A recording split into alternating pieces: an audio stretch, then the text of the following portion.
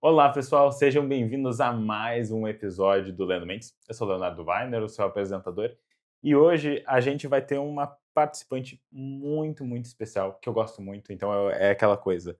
Para mim é sempre um prazer, eu sempre aprendo muito nesses podcasts, e esse é o episódio 59, a gente vai estar falando com a Juliana Fonseca, que a gente vai estar falando hoje sobre autocuidado de profissionais de saúde, que é um tema tão importante e muitas vezes posto tanto de lado na nossa formação e no nosso dia a dia, porque a gente muitas vezes está tão focado no outro que a gente esquece de focar na gente. Então, Ju, primeiro eu quero te agradecer por estar aqui, para a gente estar conversando sobre esse tema tão importante. Tu vir lá de São Paulo para cá, para Porto Alegre, para gravar pessoalmente, para mim é uma honra gigantesca mesmo. Eu queria começar te agradecendo por estar aqui hoje. Muito obrigado, Léo, por esse convite. Eu acho que esse tema a gente escolheu com muito cuidado, porque nós não só atendemos pacientes aí que são profissionais de saúde, principalmente profissionais da saúde mental, mas também somos professores, educadores, e a gente vê o quanto que isso não é falado, né. Ontem eu fiquei pensando, quando a gente estava conversando, se durante a minha faculdade de medicina e durante a minha residência de psiquiatria, se alguma vez eu tive alguma aula sobre autocuidado, sobre o foco no terapeuta ou no profissional. E a minha lembrança não me trouxe nada, então eu nunca tive uma aula sobre isso. Olha que curioso, né? A gente tem aula sobre tudo, até coisas irrelevantes para a prática clínica, e a gente não tem aula sobre como a gente deve direcionar o cuidado para a gente, né? Esse autocuidado. Então, eu acho que a gente tem que falar mais sobre isso mesmo. E é aquela velha história, quando a gente coloca luz sobre algo, a gente consegue ver aquilo, né? E consequentemente a gente consegue ver lacunas, a gente consegue ver onde que a gente vai ter que intervir de formas diferentes. E Ju, antes da gente entrar, porque eu já tô louco pra gente entrar nesse assunto, que eu acho que vai ser muito importante, te apresenta um pouquinho, pessoal. Eu imagino que assim, é aquela velha história. Eu sempre imagino que tem uma sobreposição de públicos, o pessoal meio que se conhece, a gente se conhece, mas te apresenta para quem não te conhece. Quem tu é, o que que tu faz, por que que a gente tá aqui, né? Por que que a gente está aqui? Então, perfeito. Então, vou falar aqui direcionando para o pessoal. Para quem não me conhece, meu nome é Juliana Fonseca, eu sou médica, psiquiatra e psicoterapeuta. Então, durante a minha formação em psiquiatria, eu vi o quanto que a gente focar só na parte psicopatológica e na parte psicofarmacológica era pouco perto do que os pacientes precisam de cuidado. Então, eu fiz minha formação também em terapia cognitivo-comportamental, tenho o título de psicoterapeuta e hoje eu atuo tanto na clínica, então atendo pacientes que precisam tanto do atendimento psiquiátrico quanto psicoterapêutico, e também sou mentora de psicólogos e psiquiatras. Então essa é a minha formação e eu sou mestranda em educação em saúde, né, então acabou que essa parte de educação me pegou de jeito aí, Léo, eu estou focando bastante a minha carreira em educação na área de saúde. E eu acho que é tão relevante nós pensarmos sobre a educação nesse contexto que a gente fala de autocuidado e pode parecer até um tanto contraintuitivo de alguma maneira, mas eu acho que a gente precisa sempre, eu gosto muito de uma frase que diz que a gente precisa a gente sempre precisa de bons exemplos.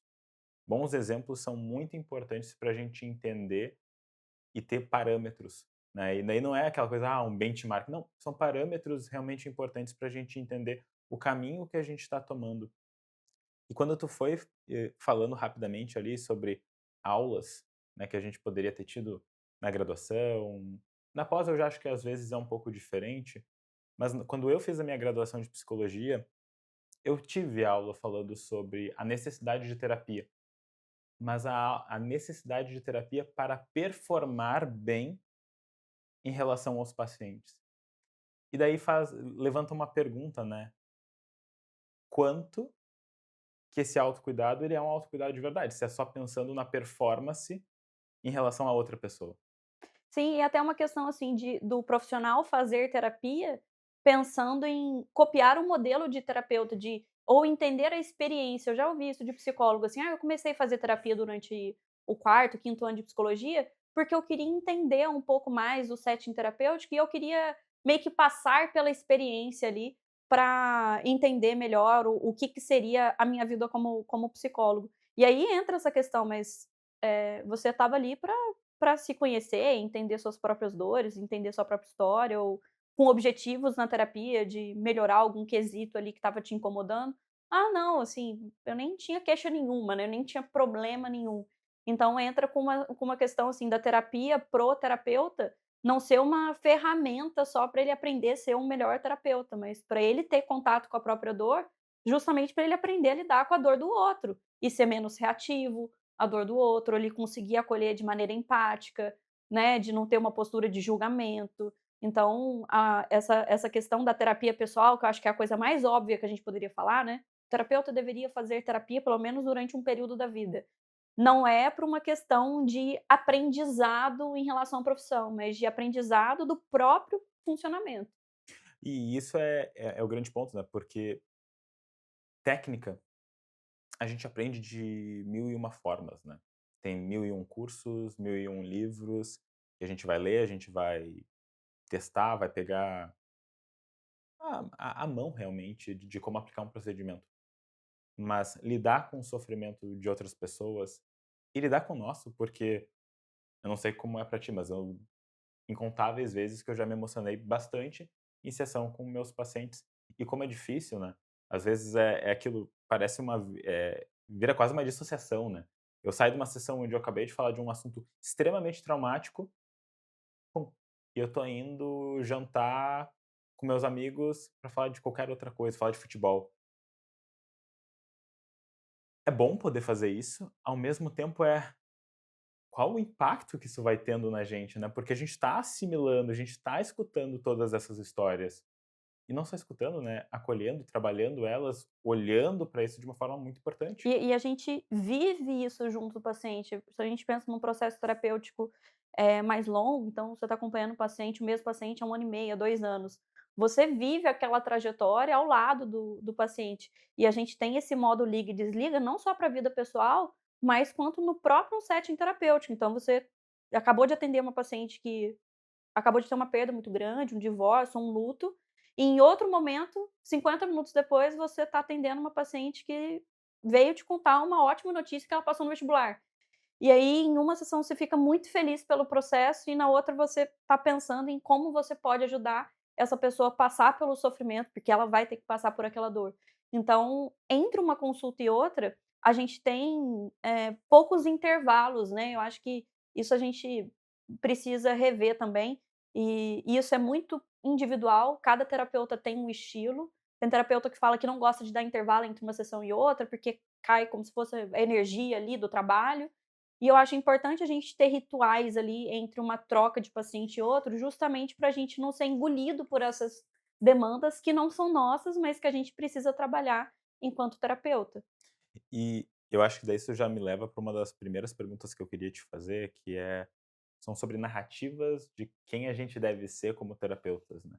Então existe uma lógica, né, existe uma narrativa meio social de que o terapeuta, o profissional de saúde mental, o profissional de saúde como um todo, é essa pessoa que vai saber dos procedimentos, vai saber da saúde e que isso por si só vai ajudar a pessoa a ter um conhecimento e, consequentemente, cuidar de si melhor, e essa disponibilidade não vai impactar tanto. Mas como que essas narrativas e essa tendência à dedução de que nós estaremos sempre bem, que a gente deveria estar bem, impacta realmente na nossa saúde mental? Eu acho que, a gente consegue contrapor muito facilmente essa narrativa com dados, né. A gente Uhum. acabou de falar antes da gente gravar o episódio, da porcentagem de profissionais de saúde mental, de psicólogos, que têm quadros compatíveis com burnout, né, que é esse esgotamento profissional. Então a gente não está falando de um quadro ansioso, depressivo, de base genética, ambiental, a gente está falando do esgotamento que foi proporcionado pelo trabalho. Então, isso é um dado, é um fato. Outro dado é a expectativa de vida do médico, que é inferior da população geral, ou seja, de profissionais que têm uma condição financeira, que têm uma condições de condição não significa que ele se cuida, mas ele tem uma condição de autocuidado superior à população vivendo menos. Então, isso tem algo de errado nessa narrativa, porque a narrativa nos mostra performance, nos mostra um certo uma questão de heroísmo relacionado ao profissional de saúde. Mas os dados nos mostram que os profissionais de saúde vivem menos do que a população geral, o que é completamente contraintuitivo. Então acho que essa narrativa, ela nasce muito dessa idealização do profissional de saúde como um super-herói, como uma pessoa que dá conta de tudo, como uma pessoa que não é que é uma pessoa que não tem problemas, não é uma pessoa que sabe lidar muito bem, perfeitamente com os problemas, e isso invalida o sofrimento do profissional. Então eu já tive até amigos próximos, assim, Léo, que em algum momento de desespero, assim, de medo na minha vida, falaram assim: "Nossa, mas que bom que você é psiquiatra, que você entende a sua cabeça". Eu falei assim: "Não, eu pago alguém que entende melhor minha cabeça do que eu mesma, porque eu preciso de ajuda". Então, eu acho que tá um pouco nessa narrativa do que as pessoas entendem o que é um profissional de saúde, um profissional de saúde mental, que são pessoas que são evoluídas, ou que são pessoas que entendem muito e por isso conseguem aplicar na própria vida. Isso é muito perigoso. Eu lembro da graduação, assim, num período, num episódio no internato, que eu estava com dengue, assim, com plaqueta de 40.000, assim, estava muito mal da dengue, no meu estágio de cirurgia, e o meu professor não aceitou o meu atestado, feito pelo infectologista do próprio hospital. "Não, você vai ficar hoje no centro cirúrgico". E eu fui obrigada a ficar 6 horas no centro cirúrgico, estando com dengue, com O plaqueta baixa, com baita de um risco, né. com baita de um risco. E isso, quando eu lembrava e contava isso alguns anos atrás, Léo, eu falava com certo tipo de, não era ironia, mas como assim: "Ai, eu superei isso, olha o quão Sim, foda". quase um orgulho Um associar. orgulho, era um orgulho. E isso, se a gente não tomar cuidado e não ter esse processo de tomada de consciência, eu ia usar contra meus alunos. Que se um aluno chega: "Ai, nossa, porque esse plantão foi muito difícil, o hospital tá muito cheio". Que isso, você não sabe de nada. Eu operei com 40.000 de plaquetas. E a gente vai perpetuando um modelo se a gente não questiona o modelo. Hoje eu consigo questionar, falei: "Cara, esse professor ele foi completamente antiético, Inadequado. inadequado em inúmeras situações, inclusive com a própria saúde do aluno ali, que na verdade era um paciente já, não era nem um aluno só a mais". Só que se a gente não questiona, a gente leva isso pra medida oposta de herói, "Olha como que eu dou conta, olha como eu sou bom, olha como que eu sou resiliente, isso me fez me tornar uma médica melhor". Não, isso não me fez me tornar uma médica melhor. Isso fez eu pensar que o workaholic é o normal da profissão. Isso fez eu pensar que se não tiver sofrimento, você não está tendo o desempenho adequado, que eu preciso sofrer, eu preciso trabalhar mais que a média, que um plantão de 96 horas, que era o que a gente fazia no Covid, era o normal, porque a gente estava em pandemia. Então isso é eu anular minhas necessidades básicas, fisiológicas, de sono, de social, de comida, de ter tempo para você comer, em prol da saúde do outro, custe o que custar. E é por isso que a gente chega nos dados que a gente tem hoje, tanto de burnout, tanto de suicídio, quanto de adoecimento mental dos profissionais que mais entendem sobre saúde mental. Então, essa narrativa tem correlação direta com a consequência da narrativa, que são as pessoas adoecendo porque estão mirando na performance e estão acertando no burnout. E quando a gente escuta isso, a primeira coisa que, quando foi falando dessa questão até do heroísmo, me lembrou 2 coisas, né, me lembrou uma de abnegação, me lembrou o impacto que a abnegação, ou seja, esse sacrifício de fato tem. Porque se a gente for olhar para a palavra sacrifício, a gente entender o real conceito de sacrifício, é tu te botar na reta por outra pessoa. Será que a gente está fazendo isso de forma automática? Será que a gente está fazendo isso de forma intencional? E daí eu lembrei de uma outra questão, né, tu falou do super-herói. Se a gente for olhar a vida pessoal dos super-heróis da Marvel, por exemplo, quem é que tem uma vida realmente É um legal? desastre. Ótimos casos de terapia, mas faz a gente pensar. Eu me lembrei de uma situação, quando eu estava antes ainda de fazer a especialização em terapia cognitivo comportamental, eu tinha feito um aperfeiçoamento em terapia cognitivo comportamental. E teve uma aula com a Renata Brasil, não sei se tu conhece a Renata Brasil, e a gente estava falando sobre, eu não lembro qual era o tipo de intervenção que a gente estava trabalhando, mas daí um colega, ela foi conversar com ele, fazendo um roleplay, e ela perguntou pra ele: "Ah, por que que tu quer ser terapeuta? Por que que tu quer ajudar pessoas?" "Não, porque eu quero ajudar pessoas, eu quero fazer com que as pessoas melhorem, não sei o quê". E era meio que pra fazer uma intervenção, assim, um pouco mais irreverente de pra mexer. Então tu quer ser um super-herói e cuidar dos outros. E isso me marcou, porque eu acho que a gente se pergunta muito pouco, né, qual é o custo de ser um herói?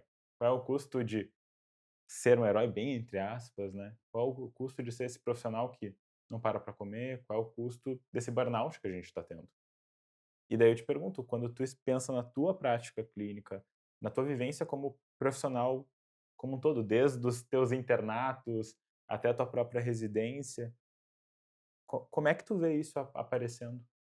Essa dificuldade, assim, de ter a clareza do porquê que a gente está fazendo certas coisas. Eu acho que a gente não tem clareza alguma, Léo, eu acho que parte dessa clareza vem dos em consequência do sofrimento que a gente tem com uma prática clínica desequilibrada. A gente vai fazer alguns sacrifícios, e isso é necessário durante a nossa vida, mas a gente tem que escolher momentos no qual a gente vai sacrificar algo, e não dá e precisa ser uma escolha, não dá pra gente sacrificar o tempo todo para qualquer tipo de pessoa, então todos os pacientes, a nossa qualidade de vida, nosso tempo de qualidade no casamento, ou o tempo que a gente convive com os nossos filhos. Então, existe um discurso de equilíbrio que a gente sabe que na vida real, que ele é lindo no discurso, mas a gente sabe que na vida real isso não acontece, né, você está fazendo seu doutorado, você sabe o quanto que tem momentos na nossa vida que a gente tenha que dar mais foco em algo, e isso acaba ocorrendo ali uma consequência negativa em outros aspectos. Então, provavelmente, durante o doutorado, você tem menos tempo de sair com seus melhores amigos por conta do doutorado. E isso é uma escolha que é consciente, que tem prazo para acabar e faz sentido para você dentro das suas escolhas. Só que quando isso não é pensado, ou seja, a pessoa ela começa algo, um novo projeto, sem pensar nas consequências, e ele só vai lidando com as consequências à medida que elas vão vindo, assim, isso torna um fator de sofrimento e a pessoa ela fica muito perdida no que ela vai focar antes. Então, eu costumo falar para os pacientes que não existe estabilidade, não existe esse equilíbrio, né, que muitas vezes a gente persegue esse equilíbrio como um fator de felicidade. Só que a gente precisa aprender a equilibrar tudo ao mesmo tempo, só que vai ter momentos que a gente vai olhar mais para algum prato específico, porque naquele momento faz sentido a gente focar em algo. E aí o que eu fico perguntando é o seguinte: se o profissional de saúde, especificamente o psicólogo, o psiquiatra, não tem focado o tempo todo só na profissão. E Uhum. se não se sente culpado por ter alguns momentos de pausa e por ter momentos em que prioriza outras coisas. Eu tô atendendo uma psicóloga em terapia e a queixa dela veio de vazio e tédio, um pouco dos 2, no momento em que ela fez a escolha junto com o parceiro de ficar 2 anos cuidando do filho sem atendimento. E aí o que que acontece? Ela segue inúmeras pessoas que estudaram com ela e de referências da psicologia, e ela está se sentindo mal e questionando a própria escolha, não porque ela de fato ela questiona se o melhor é ela ficar com o filho dela nessa primeira infância ou não. É porque ela está o tempo todo se rebaixando profissionalmente em relação às pessoas, como se aquela pausa de 2 anos fosse desqualificar tudo que ela tem de característica e de qualidade, de técnica, como uma terapeuta, eficaz, como uma boa terapeuta. Então, será que o tempo todo a gente tem que focar só nessa questão profissional? Será que não tem algum momento da vida que a gente vai focar num hobby ou a gente vai focar na construção da nossa família? Ou a gente vai focar em qualquer outra coisa que não diz respeito à nossa profissão? Será que, isso de fato é um problema, a gente não focar na profissão o tempo todo? Eu não acredito que seja. Uhum. E eu acredito que daí tu falou uma coisa que eu trabalho muito com meus pacientes, que tem uma diferença entre período e padrão. A grande questão, assim, vão ter momentos onde vai estar tudo desregulado mesmo, onde tu vai ter que estar fazendo o plantão, onde tu vai ter que estar fazendo o ritmo muito mais intensivo do que talvez tu gostaria. Mas primeiro, isso tem que ter uma função clara e um objetivo claro e um escopo bem claro. Mas isso é período, porque quando vira padrão é que a gente nem mais pensa, é só o jeito que as coisas são. Tem que ter quase uma data para acabar, né. E é importante. Por exemplo, um doutorado, 4 anos. Tu sabe que esses 4 anos vão ter oscilações de picos de trabalho e maiores níveis de relaxamento dentro desse período, mas tu sabe que são 4 anos. Da mesma maneira, eu estou fazendo um trabalho onde eu tenho que dar um gás para entregar alguma coisa. Ok. E depois, tu vai conseguir reorganizar? E ao mesmo tempo eu imagino que talvez algumas pessoas podem estar escutando o que a gente está falando aqui, e algumas coisas podem surgir. "Ah, para vocês é muito fácil, vocês já estão com a, a clínica organizada, ou isso é mimimi. Acho que tem duas coisas que eu responderia frente a isso. Sim, a gente está falando de um lugar mais privilegiado onde a gente já organizou a clínica. Mas isso não significa que esse impacto na gente, ele é menor. É o mesmo impacto. Então, assim, eu sou um terapeuta e eu falo isso com muita clareza, eu atendo muito mais do que a maioria dos terapeutas. E para mim, eu gosto disso e é um nível de trabalho que é ok, mas já esteve muito pior. E eu sei que eu tô reorganizando a minha agenda para diminuir um pouco, porque estava trazendo alguns prejuízos para mim. A questão não é sobre moralismo aqui de quantas horas tu faz ou quantas horas tu não faz, mas é de compreender o que cada pessoa, e daí entra a subjetividade e individualidade, o que cada pessoa realmente precisa. E isso é individual mesmo, assim, Léo? Porque eu já atendi terapeutas que atendiam 10 pacientes por dia, e o trabalho não era o motivo pelo qual eles estavam fazendo Uhum, terapia, e conseguiam se organizar dentro dessa rotina, e terapeutas que atendem uma demanda que tem eh, ali que especificidade, o assim. paciente Uhum, demanda demais. Então uma terapeuta que eu trabalho junto, que ela só atende TPB, só atende uhum. borderline. Então, a demanda, inclusive no telefone, no WhatsApp, é uma coisa infinita, que atendia 4 por dia, estava extremamente exausta e o pior, se questionando se a psicologia era para ela. E aí entra uma questão muito, muito delicada que é importante conversar com o pessoal, assim, Léo, que muitas vezes as pessoas elas pensam em fazer transição de carreira. Eu acho muito legal que a gente está vivendo um momento que é muito normalizada essa mudança de carreira, né. E pessoas de 50 anos mudando de profissão, e isso eu acho muito legal. Mas antes da gente definir essa mudança de carreira, a gente precisa perguntar se o problema é a profissão ou se o problema é a forma como a gente vive a profissão. Porque muitos casos de psicólogos, de médicos que falam: "Não, eu não quero mais, vou juntar um dinheiro aqui para viver de outra coisa ou para abrir um negócio". Amam a profissão, amam atender, mas a forma como vive a profissão é uma maneira que adoece eles. E isso eu não falo de estando de fora não, Léo. Em vários momentos eu me questionei em relação à minha atuação, se seria isso que eu faria para o resto da vida. Só Uhum. que era um momento que eu dava 16 plantões no SAMU, ou seja, dia sim, dia não, e atendia todo dia no consultório. Então eu ia virada, com privação de sono, cansada, e era curioso que quanto mais eu trabalhava, parecia que mais eu precisava de dinheiro, porque acabava que existia uma desorganização global em relação à vida, em relação à finança, em relação a tudo. Então, a forma como a gente vive a profissão faz esse jogo ser do longo prazo.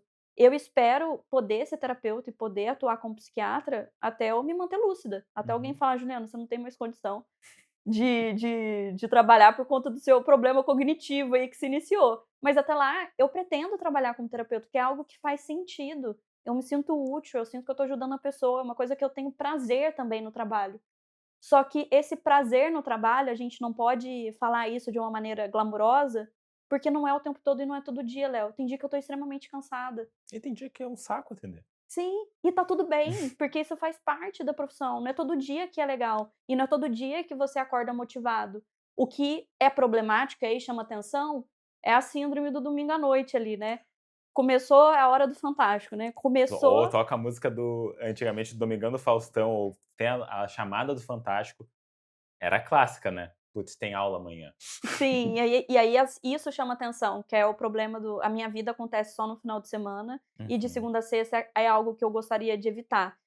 Então, se isso começa a acontecer, já é uma bandeirinha vermelha da gente: "Nossa, espera aí, todo domingo eu tô cansado? Todo domingo eu não gostaria que o outro dia fosse segunda?" Ou pior, todo final de semana eu tenho que aproveitar a vida ao máximo, e o aproveitar a vida é estar o tempo todo ou em jogos, ou em álcool, ou em drogas, ou em festas. Ou seja, eu preciso compensar e me hipercompensar com comidas palatáveis, com coisas de prazer rápido, porque minha semana é uma bosta pra mim.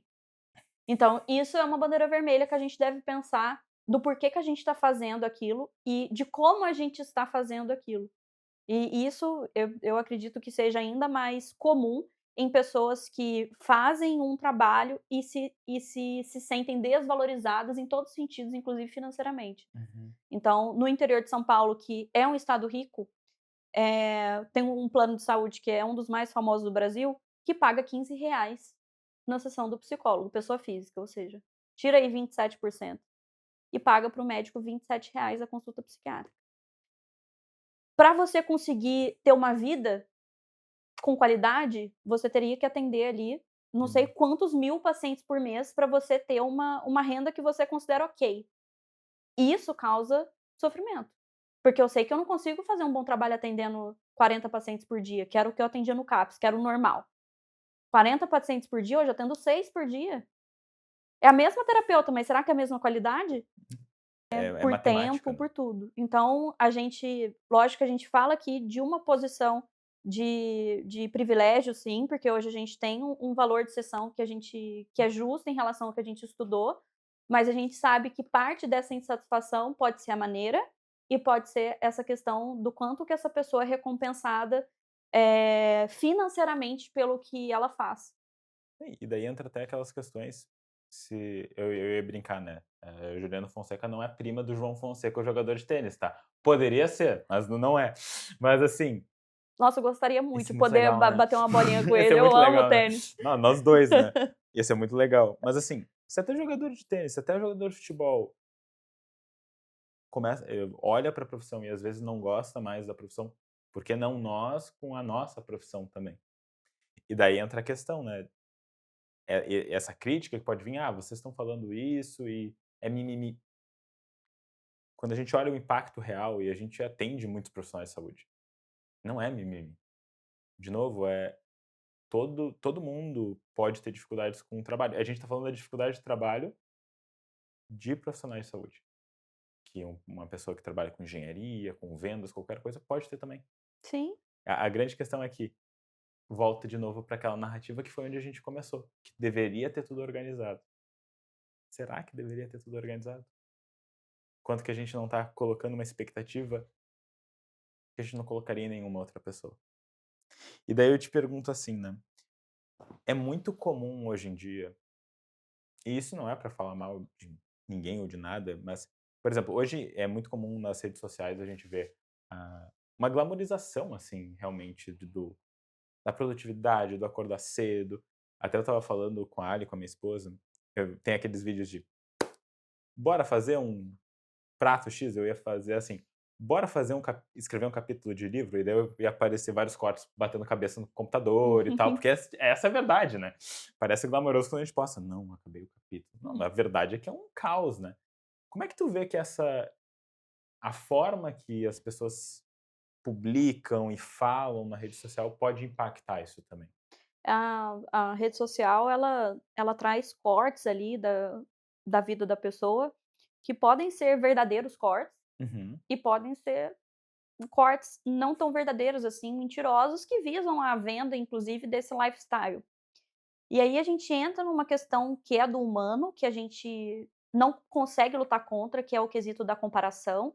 É do humano se comparar, isso inclusive nos trouxe conhecimentos comportamentais que nos trouxeram até aqui. Talvez a gente não teria sobrevivido se a gente não se comparasse, mas o problema é essa comparação crônica de pessoas que tiveram um ponto de partida muito diferente do seu e de pessoas que estão muitos anos na sua frente. E aí, isso que eu vejo mais problemático, assim, Léo, eu vou entrar na questão da produtividade também. Quando nossos pais, né, seu pai como psicólogo, meu pai como médico, eles iam a congressos há 40, 30 anos atrás, eles viam as referências das áreas dele, né, seu pai da psicologia, meu pai da urologia, e eles tinham um único recorte que era o cara pós-doutor em tal universidade, pelo mundo, dando uma palestra daquele assunto que ele é o mega especialista. E vinha o livro 2, 3 anos depois aqui no Brasil, tipo isso. Era só isso que eles tinham para se inspirar, né, de quero ser igual a ele. E era esse o ponto de contato.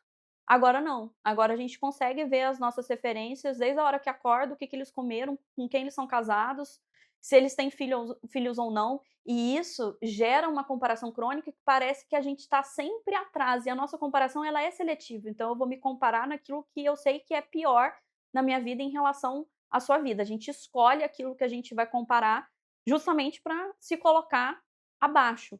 E aí o que é pior, né, às vezes isso sirva para algum psicólogo que seja recém-formado, que esteja comparando, por exemplo, a sua carreira. Ele está comparando o ponto zero dele, que é o momento "acabei de formar", com o seu ponto de anos de profissão e de repertório, não só acadêmico, mas repertório clínico, como se ele deveria ter o mesmo raciocínio clínico que você tem agora, sendo que foi uma construção, não foi um estalar de dedos que as coisas aconteceram. E muitas vezes essa pessoa ela não acompanhou essa construção. Ela te acompanha a partir do seu momento 10, não no momento zero ali que você iniciou. Então eu acho que essa comparação crônica de momentos de vida diferentes é muito deletério, porque as pessoas se comparam com pessoas que estão muito distantes da realidade dela. E essa questão que é a da produtividade tóxica, como se todo mundo funcionasse no mesmo cronotipo, do mesmo jeito, como se tivesse o mesmo ritmo biológico. Acordar às 5 horas da manhã, como o milagre da manhã, evangeliza, né, porque é quase uma seita, assim, funciona muito bem pra mim. E é meu horário desde sempre, de eu acordar às 5, fazer atividade física de manhã, e 9 horas da noite, se fosse esse podcast 9 horas da noite, eu não conseguiria falar, Somos dois. que é Depois das 8 é uma batata, que não funciona. não funciona, não tem raciocínio. Isso é o nosso horário de funcionamento. Significa que todo mundo, para ser bem-sucedido na profissão, precisa acordar às 5 e parar de atender às 8? Não. Tem gente que acorda melhor se for às 8 e atende melhor se for de 2 da tarde às 10 da noite. E esse funcionamento, cada um vai descobrir, o próprio funcionamento na prática, né, assim como a gente descobriu também. Agora, se a gente fica comparando com uma pessoa que muitas vezes vive dos próprios produtos que a internet oferece, aí vê que a pessoa acordou às 5, que ela correu uma maratona e que ela voltou, que conseguiu fazer N atividades, um monte de reunião, escreveu um livro com não sei o quê, e aí você compara com a sua vida que você ficou 10 horas por dia atendendo o paciente. Não tem tempo, nossa vida, o nosso tempo é igual, é 24 horas por dia. Se você está atendendo 10 horas por dia, significa que você não vai ter tempo hábil para ter essa produtividade que é valorizado por Porque não outras existe, pessoas. porque a verdade é essa, as 24 horas são diferentes para todo mundo. Não existem aquela de novo, meritocracia só existe quando a gente tem oportunidades iguais. E a verdade é, galera, não é assim. Todo mundo tem oportunidades diferentes, melhores ou piores. Essa é a verdade. E a gente precisa ser franco nisso. Porque sim, eu digo de mim, eu venho de um lugar onde eu tenho, dentro da psicologia, um privilégio muito grande.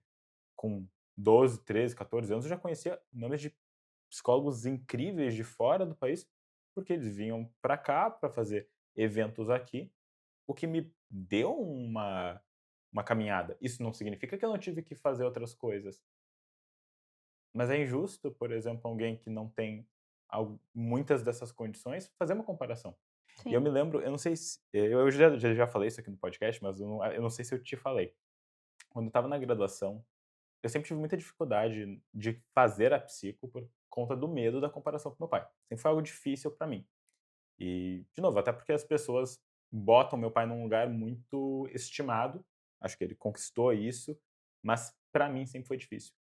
E eu estava na graduação, eu estava mais para o final da graduação e eu fui fazer um curso de terapia cognitiva comportamental para transtornos de personalidade no Instituto Beck junto com meu pai.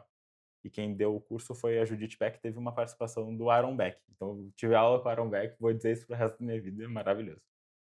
Mas eu não sei em que Gente, contexto, quem teve, teve, quem não teve, não teve mais, né, vocês infelizmente. não tem o que fazer. Mas foi, não sei em que contexto aconteceu, mas a Judith começou a falar sobre como ela se comparava com o pai dela. A Judith Beck, filha do Aaron Beck. Uhum. Aaron Beck, para quem não sabe, desenvolveu o modelo da terapia cognitivo comportamental. O pai É da o TCC. nome. É o nome, é o cara, né, disso. E daí ela olhou pra ele e falou assim: "Pai, tá muito difícil, fico me comparando contigo". E daí o Beck imagino ele falando isso sentado na poltrona com a gravatinha borboleta. Com certeza ele não estava assim, né, mas tudo bem. Ele olhou pra Judith e falou: "Judith, minha filha, é completamente injusto tu te comparar comigo, porque tu nunca vai ter os 20 anos, 30 anos", não lembro quanto ela falou, "a mais que eu tenho de terapia que tu. Tu nunca vai chegar comigo no mesmo nível de experiência". Ao mesmo tempo. Pode ser que ela daqui 20 anos Até seja passe, seja muito mais do que ele conseguiu ser, mas né, e ele porque ela falou começou antes dele. e ele falou: a gente nunca vai ter isso ao mesmo tempo". Isso por si só já deixaria injusto. E tu te comparar com qualquer outra pessoa, até mesmo contigo, também não é justo. E eu acho que daí envolve essas questões, porque é fácil a gente se perder nisso. Eu acho Uhum, que, de novo, o Instagram ele é muito, o Instagram ou qualquer rede social, é muito legal, eu acho que pode nos dar modelos e pode nos levar a coisas muito positivas, mas a gente tem que fazer sempre aquela análise, e eu faço isso muito com meus pacientes. Como que tu tá te sentindo ao seguir certas pessoas? Mal.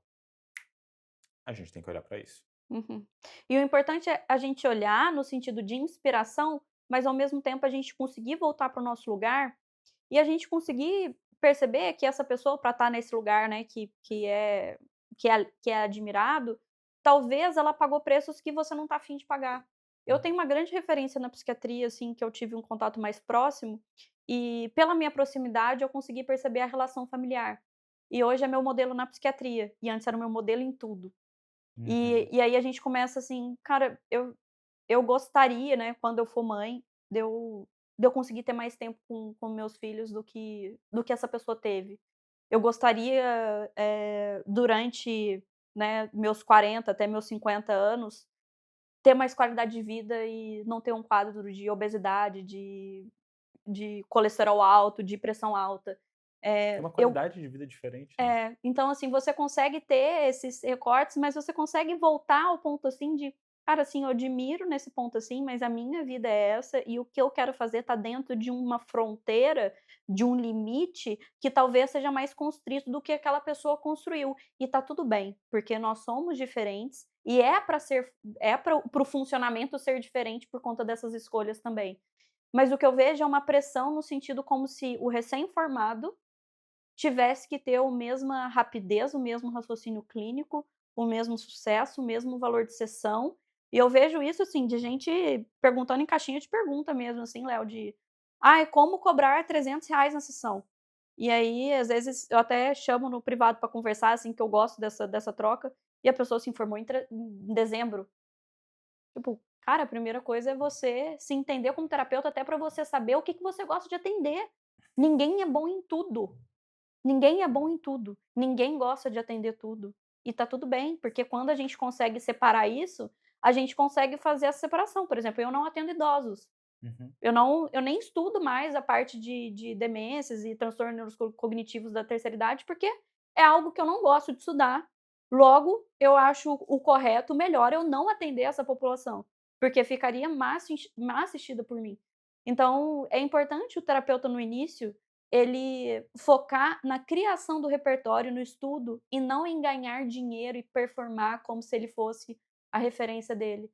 Eu acho que isso a pessoa tem muito mais chance de ter esse sucesso, né, que, enfim, não vou entrar no conceito de sucesso, senão a gente não sai A dele, gente vai ficar aqui falando só disso o resto do só podcast. do resto do podcast, mas esse sucesso que hoje é visto como o poder de compra que essa pessoa tem, né, sucesso hoje é visto como isso. Esse status social e financeiro. Não colocar nessa balança sem se colocar no lugar que te pertence, que é o local da experiência que você tem, saindo do lugar que você tem, sabendo que o mundo é injusto mesmo, a gente tem que aceitar isso, não ficar chorando por conta disso, e de entender que às vezes a gente parte de pontos diferentes, mas que sim, a gente pode convergir para os mesmos caminhos no final da linha ali. Então isso eu não vejo como uma problemática se a gente consegue admirar e voltar. Acho que uma das coisas que eu mais falo para quem tem problema de comparação é de realmente, assim, fazer uma faxina na rede social.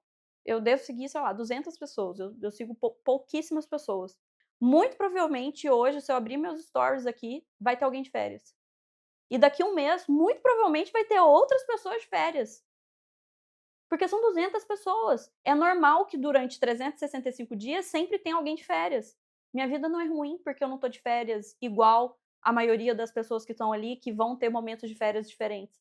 Então, eu acho que quando a gente tem consciência disso, a gente consegue entrar mais no local da admiração, a gente não entra tanto no campo da inveja, que também é algo humano, que é algo que pode acontecer, que é Que é natural uma que que é aconteça. uma emoção natural. sim, como ansiedade, como medo, a gente vai ter momentos de inveja sim, mas quando a gente tem essa consciência, a gente volta mais rápido para o nosso momento. E eu acho que essa é a grande questão, né. Não tem problema a gente sentir e pensar. O ponto é conseguir fazer a avaliação mais rápido e não entrar talvez nos padrões que às vezes nos levam para desfechos que não são tão legais. Porque quando a gente consegue fazer isso com uma sagacidade, uma eficiência melhor, em geral a gente tem melhores desfechos, né. E daí eu te pergunto assim, voltando até para essa questão da performance, né, a gente vê muito autocuidado, me lembro de um post que eu vi há um tempo atrás, e que eu concordo com o post, mas eu acho que tem uma outra dimensão do post que não foi trabalhada ali, porque eu acho que o profissional não queria falar Uhum, sobre aquilo naquele momento. Que era assim, que os seus pacientes eles não precisam ter um profissional cansado, né, que os teus pacientes eles não merecem ter um profissional cansado. E eu acho sim, eu acho que tem a parte e daí eu quero ouvir nesses 2 pontos, no impacto profissional com o cuidado com as outras pessoas, como que a falta do nosso autocuidado impacta os pacientes, mas também a minha sensação aqui naquele post faltou: "E será que tu precisa estar tão cansado assim? uhum, Será que tu merece isso?" Então assim, o impacto do autocuidado na performance, no trabalho com os pacientes e também na nossa vida pessoal e nos uhum. impactos que isso realmente tem na nossa vida. A gente tem que separar muito bem o que que é um autocuidado, que também é individual, que também é subjetivo, né, cada pessoa vai ter ali um repertório de autocuidado diferente, e aquilo que se vende como vida perfeita, Léo, porque quando a gente fala que o profissional ele precisa ser o modelo, entra algumas questões no sentido de o nutricionista precisa ser magro, o personal precisa ser forte, e o profissional de saúde mental precisa ter uma vida no qual a gente ensina o paciente, que é o sono de qualidade, atividade física, boas relações, limite em vários aspectos da vida. Então, assim, a gente não vende essa vida perfeita no sentido faça o que eu faço, porque o que eu tô falando é o melhor para você. Então a gente precisa tomar cuidado em relação a isso. E aí eu acho que quando acaba que post é sempre superficial, né, a gente nunca Uhum. consegue adentrar Como que nessa. 90 segundos iria explicar algo com tanta complexidade que Não, realmente precisaria, impossível. né? Mas sem dúvida nenhuma, hoje eu consigo ser uma melhor profissional, porque eu consigo dormir 8 horas por dia, e eu não saio de uma madrugada onde eu fiquei embaixo de caminhão tirando pessoas de acidente, e não vou direto para o consultório e tomo banho no próprio consultório. Em um momento eu estava completamente fadigada, mentalmente e emocionalmente, e pouco disponível emocionalmente para o paciente, porque eu estava precisando desse cuidado. E agora em outro momento eu consigo ter uma vida no qual, no momento que eu estou atendendo, eu estou 100% presente para o meu paciente. Então eu vejo, é curioso, né, eu vejo essa questão do cuidado com o sono, que foi um problema durante 6 anos aí de SAMU, que eu trabalhei, como uma coisa que faz parte do meu trabalho, olha que louco. Eu vejo a minha rotina de sono, eu valorizar que eu vá dormir cedo, que eu acorde sempre no mesmo horário, e que eu não bagunce o sono por qualquer evento no final de semana, como algo que faz parte daquilo como um pré-requisito para eu trabalhar bem. E isso eu acho que vai muito de acordo com esse post de que o meu paciente, ele merece que eu esteja descansada. Mas não como uma questão de desempenho, de performance ou como modelo, de seja como eu. Não quero que você seja como eu, muito pelo contrário, eu quero que você seja o melhor que você consegue ser. Eu estou tentando ser o melhor que eu consigo ser, nesse momento, com as ferramentas que eu tenho na minha vida. Então acho que a gente tem que tomar cuidado só para não gerar esse atrito de comparação com o próprio terapeuta. Porque aí entra uma questão que pode influenciar no setting terapêutico, no vínculo terapêutico, no sentido do terapeuta falar mais dele do que o paciente, no sentido do que você tem que fazer como eu faço, porque o que eu faço é certo. Então a gente tem que tomar cuidado, porque a minha lista de autocuidado, que eu construí com o Jonathan, que Uhum, é seu aluno, e um maravilhoso terapeuta dos esquemas, a minha lista do autocuidado é completamente diferente da maioria da lista dos meus pacientes. uhum, Aí tem alguns pontos que são incomuns, no sentido alguns pontos de higiene pessoal, alguns pontos de atividade física, alguns pontos relacionados a tempo com família, alguns pontos são semelhantes, mas as listas se divertem, porque é para ser assim mesmo. Aquilo que a gente tem como autocuidado é diferente. Talvez pra gente o tênis é um momento de relaxamento, e é um momento que a gente consegue não só cansar nosso corpo, mas a gente foca tanto ali no momento do jogo que a gente consegue abstrair de tudo.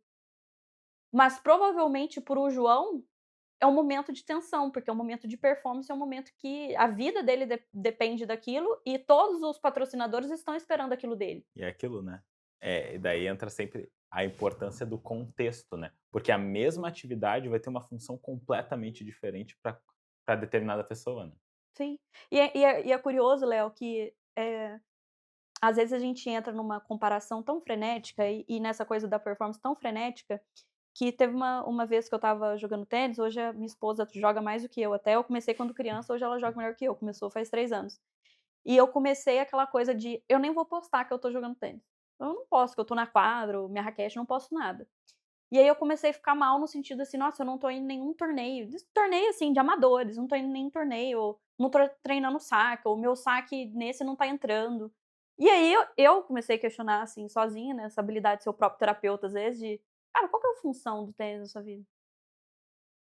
Tá, então você vai ser o resto da vida mediana para o medíocre no tênis, porque é uma atividade em que não há expectativa de desempenho.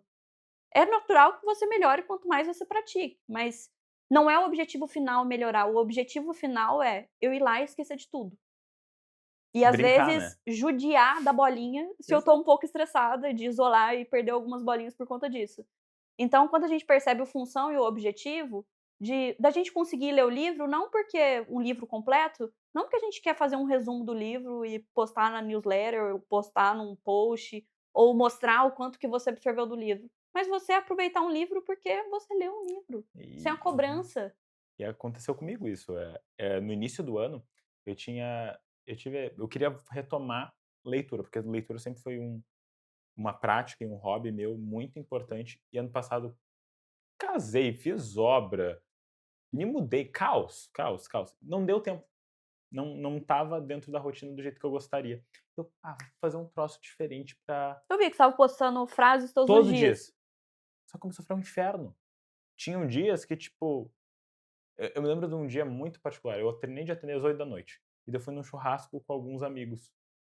Eu cheguei em casa 11h40 eu: "Tá, eu preciso ler e eu preciso achar alguma frase interessante pra postar". E eu: "Tá errado". E daí Que eu parei. perdeu a Não, função. perdeu a função. E daí a questão é, no momento que eu parei, eu voltei a ler, eu segui lendo, porque Uhum. o hábito ele continua, mas essa pressão: "Ah, eu tenho que ler então livros interessantes". Tá, todos os livros que eu leio eu acho interessante, mas às vezes é tipo: "Ah, eu quero ler um livro de Harry Potter", vamos supor, quero reler. Tipo, não dificilmente vai ter uma frase tão Qual vai ser a impactante ali. frase impactante? "Ah, o Harry disse: 'Meu Deus, sou um bruxo'". Não vai ter a mesma Aham. dimensão. E eu acho que é a gente entender que às vezes a gente tem uma boa intenção quando a gente começa em algo, mas a gente não precisa concluir isso. Uhum. A Qua gente pode dar pra Cara, trás, né. aconteceu, eu tô rindo, porque aconteceu exatamente ano passado, eu fiz o desafio dos 200 treinos, porque eu estava, tipo, sedentária e tudo mais. Aí eu comecei postando, postava meu relógio e tudo mais. Aí chegou um momento que eu comecei a esquecer e eu parei de contar, e aí eu já não conseguia, eu tinha que ver na agenda do personal quantos treinos que foram a mais do que a minha contagem. Eu falei assim: "Cara, tipo assim, pode até", e eu vi a galera postando desafio dos 200 treinos junto comigo, eu vi que estava, tipo, inspirando uma galera e isso me motivava. Só que começou a ser um peso e parou de ser, que aí é o principal pra mim que faz eu abandonar projeto. Parou de ser natural ali. Exato. Passou a ser uma coisa forçada, e aí um forçado que não veio do externo, veio do interno, né. Isso eu acho que quando a gente tenta equilibrar e fazer esse malabarismo de tudo, eu coloco muito na minha cabeça, assim, independente de quantos seguidores que eu tenho, de 1000 a 100.000, se eu tiver 1.000.000 um dia, independente, eu não sou influencer. Uhum. "Ah, mas você influencia pessoas". Tudo bem, tomara que seja para o bem, que é o que eu E que é o que a tento, gente estava mas eu não sou falando influenciadora. e é o que a gente estava falando antes, né, do nosso podcast. A gente estava falando sobre um livro que se chama O Paradoxo do Poder. O Paradoxo do Poder, ele vai falar sobre como que o poder, na verdade, ele é distribuído na sociedade como um todo. E o livro ele vai falar assim: poder, e a gente pode ler poder/influência, ele não é algo que a gente pega, é algo que é dado, as pessoas te percebem como essa pessoa e vão te dar essa possibilidade. É pautado em histórias, né. E a questão e eu adorei que tu falou isso, que tu não é influencer, porque eu me lembro uma vez me perguntaram: "Ah, tu ainda atende?" Cara, eu vou ser sempre terapeuta. Daí eu era a pessoa: "Ah, tem muitos seguidores e tal", eu falei: "Mesmo que eu venda curso, fique trilionário, eu não sou influencer. Eu não pretendo, eu não quero ser, eu não quero ter a obrigação de ficar fazendo stories, Sim. eu faço quando quero". E essa já me perguntaram também, e eu falei assim: "Olha, se eu parar de atender, eu vou passar fome", porque literalmente 90% da minha renda vem daquilo que eu atendo. Então, primeiro, eu sou profissional de saúde, e isso me dá uma liberdade muito grande de ontem eu cheguei 5 horas da tarde cansada e eu deitei e fiquei não fazendo nada. Mas a minha cabeça, Léo, falou assim: "Nossa, eu poderia estar respondendo um pouquinho de caixinha de pergunta", porque eu não queria fazer nada do mestrado, eu não queria ler, não queria estudar, não queria fazer nada, eu queria deitar e Descansar um descansar. pouquinho. Uhum. E a minha cabeça foi: "Ah, por que que eu não respondo caixinha de pergunta?". Eu falei: "Cara, eu não vou pegar". Aí saí, jantei com o Ramiro, tudo mais, e aí eu cheguei em casa e ainda fiquei assim: "Nossa, mas hoje eu tenho que postar que eu saí com o Ramiro", tipo, entra numa obrigação que e olha que eu penso sobre isso, então é É consciente. reflexivo, É né. reflexivo. E o quanto que a gente por isso que eu reafirmo para as pessoas e reafirmo para mim, justamente porque a minha vida não é um programa de TV, um Big Brother que eu tenho que mostrar o tempo todo o que que eu tô fazendo, e o fato de eu sumir ali não impacta a minha vida nem financeiramente, nem da vida pessoal, e que eu não preciso daquilo no sentido para eu me sentir bem perante outras pessoas, no sentido de ter que provar algo para alguém.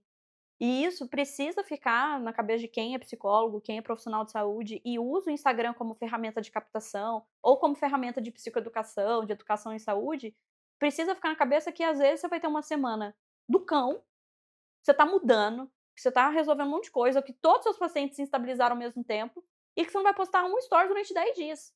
E que você vai sumir do Instagram durante 10 dias. E que tá tudo bem, porque você não vive daquilo. Você usa daquilo, mas aquilo não te usa. Uhum. Então acho que a gente precisa, dentro de todos os trabalhos que a gente faz, que é gestor, professor, terapeuta, eh, não somos influencers, mas somos produtores de conteúdo ali de alguma forma.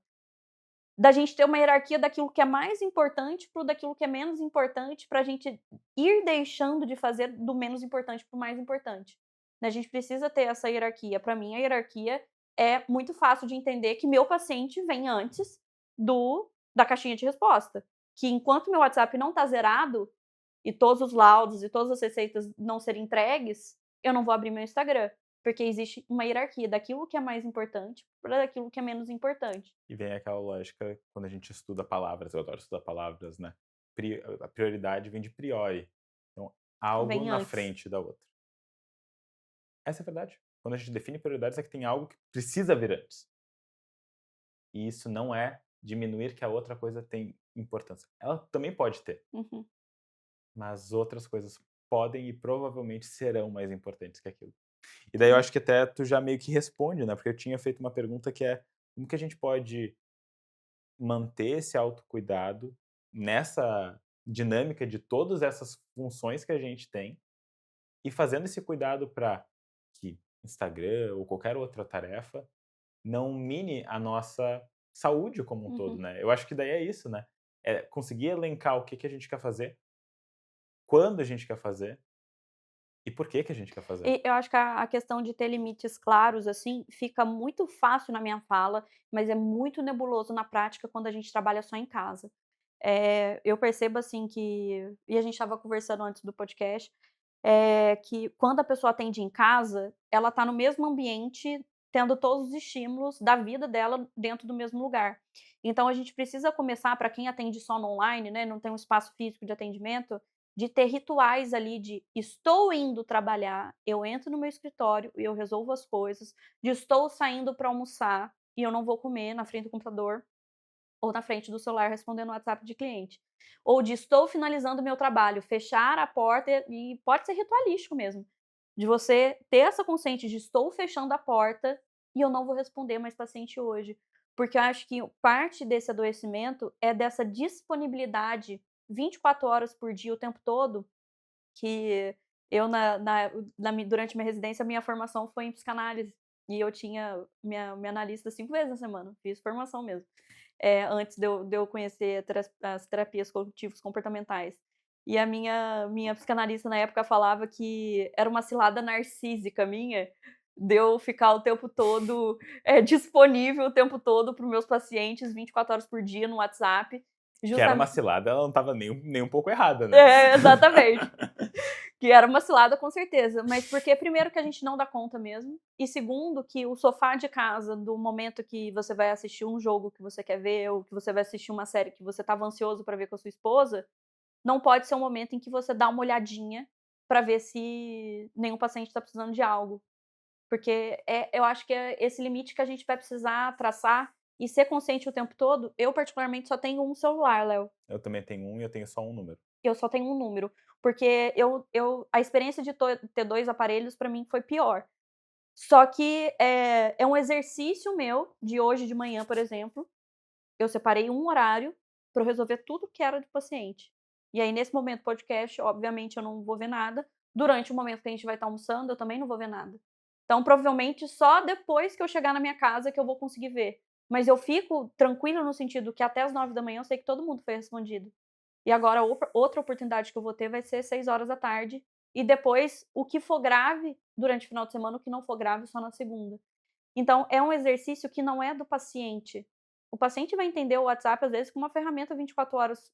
O paciente tem o direito de fazer isso. Ele tem o direito de fazer isso, e vai ser difícil você educar todos a ter o mesmo autocontrole, até porque muitas pessoas ali estão gravemente doentes. É a gente que tem que treinar o nosso autocontrole. Então eu não falo: "Nossa, mas porque o paciente me mandou áudio de não sei quantos minutos de madrugada".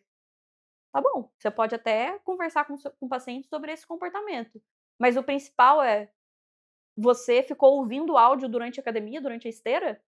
O problema tá no limite de quem?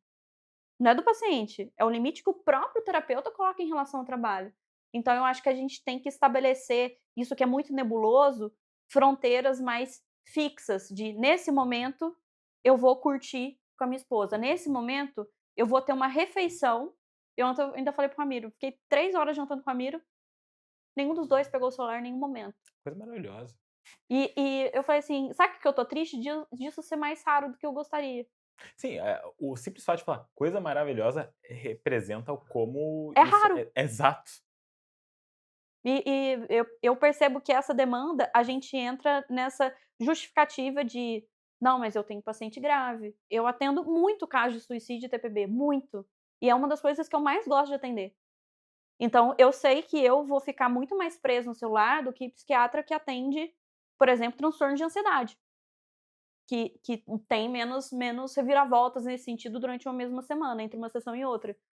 Só que eu preciso ter esses combinados comigo. Então, lá na minha casa, numa rotina normal, na hora do almoço e depois que eu trabalho. Horários fixos, que eu fico na frente da tela e respondo todos os pacientes e organizo essa questão da gestão do consultório, gestão de agenda. Porque não dá pra você fazer tudo ao mesmo tempo e ser ali, né, tá na bicicletinha e tá respondendo. Tá na cama junto com a esposa, em vez de conversar ou fazer qualquer outra coisa melhor, tá no celular respondendo o paciente. Então, eu acho que o limite tá no próprio terapeuta. A própria neurociência responde, né, nossa memória e a nossa atenção, ela é limitada. Pronto, tu tá fazendo aquilo, ok, mas tu não tá fazendo as outras coisas. Multitasking não existe. "Ah, mas eu tô fazendo isso escutando música". Sim, mas onde é que tá a tua atenção? Tu tá dirigindo e tu tá cantando uma música. Tu não tá tão atento à direção quanto se tu não tivesse com música, tivesse só focado nisso. Essa é a verdade. Não quer dizer que tu não consiga fazer mais de uma coisa. E daí envolve também, eu acredito que tu vai concordar comigo, Ju, tem um aspecto de teste empírico que as pessoas precisam fazer nisso, porque o que funciona pra ti, talvez não vai funcionar pra mim, não vai funcionar para o André, para o João, pra Carla, pra quem quer que seja. Mas a gente precisa testar isso e é muito dessa análise real, né, de isso tá me sobrecarregando, não quero mexer nisso. Tá, é um indício. O que que eu vou fazer com isso? Como que eu vou manejar isso? E às vezes é poder ter essas posturas que às vezes são difíceis de eu vou ter que dar um passo para trás. Uhum, De às vezes vou ter que encaminhar um paciente, que acho que é uma das coisas que a gente fala tão pouco em graduação, pós-graduação, que vira um gigantesco tabu, uhum. né, de encaminhar pacientes ou de perceber que não estou conseguindo atender esse paciente do jeito que eu preciso. Como que isso fala da minha qualidade como pessoa? E daí volta de novo para essas narrativas, né. Uhum. Eu tenho que curar esse paciente. Eu tenho que dar conta, né. E daí eu sempre digo: "Não curei ninguém, para começar Uhum, começa por aí". Né, eu sou muito incisivo nisso com meus supervisionandos, né. É o paciente que faz as estratégias, que ele faz o que é trabalhado, que faz a mudança. A gente é um condutor, a gente uhum. ajuda nisso. E da gente entender que aspectos pessoais que nos atrapalham, é muito mais eu acho que é muito mais verdadeiro com o paciente, Uhum. quando a gente consegue perceber isso, inclusive, às vezes, revelar o motivo pelo qual a gente está encaminhando. Eu teve uma paciente que foi a primeira paciente que eu consegui encaminhar por esse motivo, inclusive o Jonathan me ajudou nisso. Ela chegou num quadro ansioso relacionado a um distanciamento do filho, porque o filho tinha casado com um homem e ela não aceita por questões religiosas. "Olha, eu entendo, acolho a sua dor", e numa segunda sessão eu falei: "Olha, eu vou fazer uma revelação para você, sobre a minha dinâmica familiar, no qual eu justifico o motivo do meu encaminhamento, porque eu acredito que eu não vou ser a melhor terapeuta para você.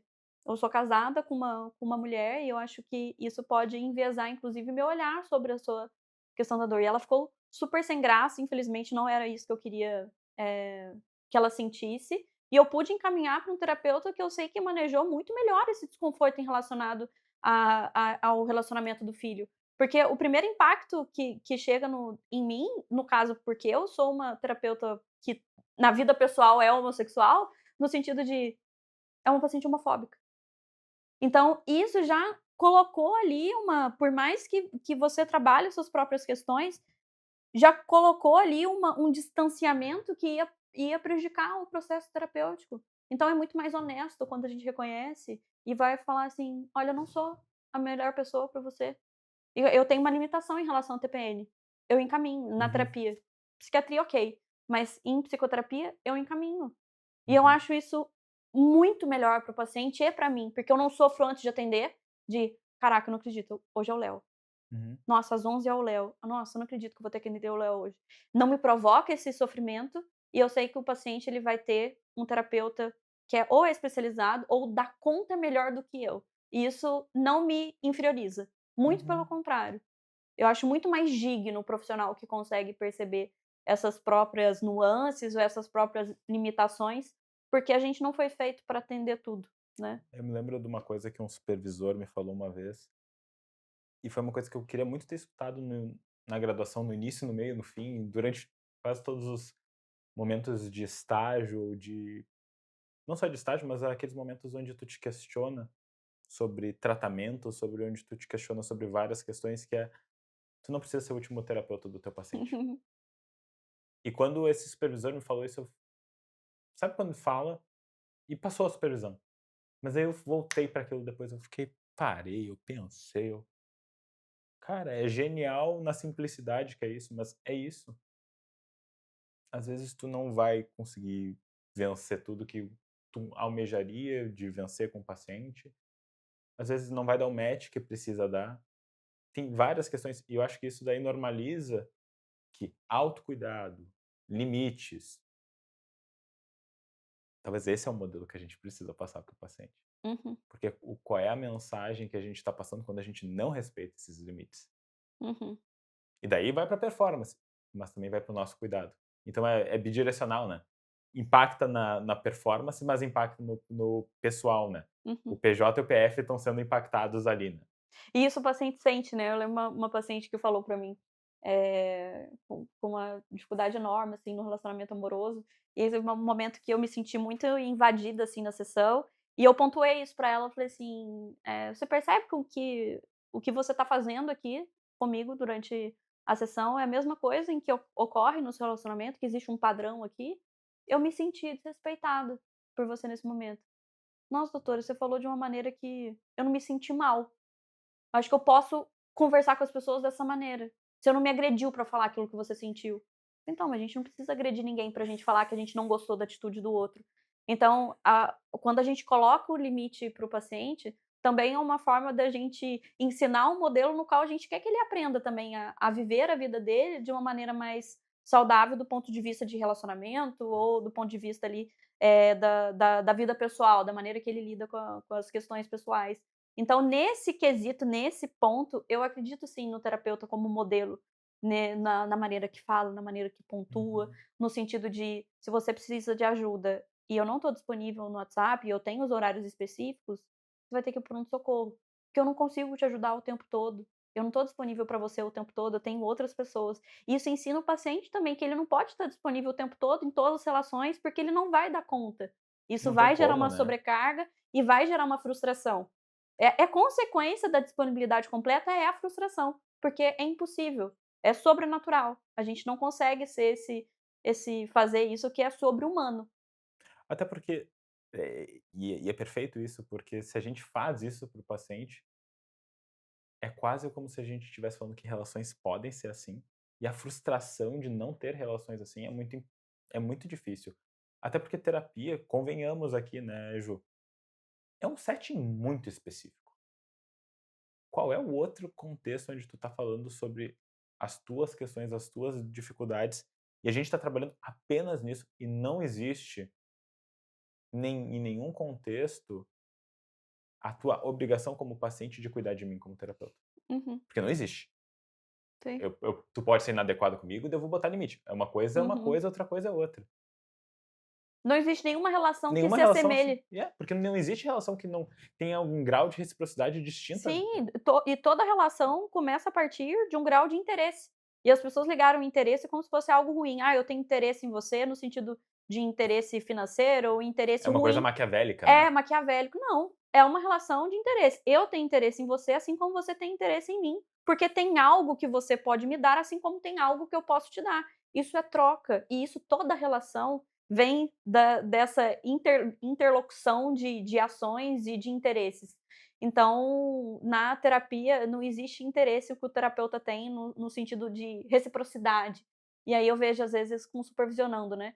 "Nossa, depois de tudo que eu fiz por ele trocou, ou ele tirou férias e não pagou uma sessão que faltou, ou algum problema ali no contexto de pagamento e que o terapeuta se sentiu desvalorizado". Mas como assim depois de tudo que você fez por ele?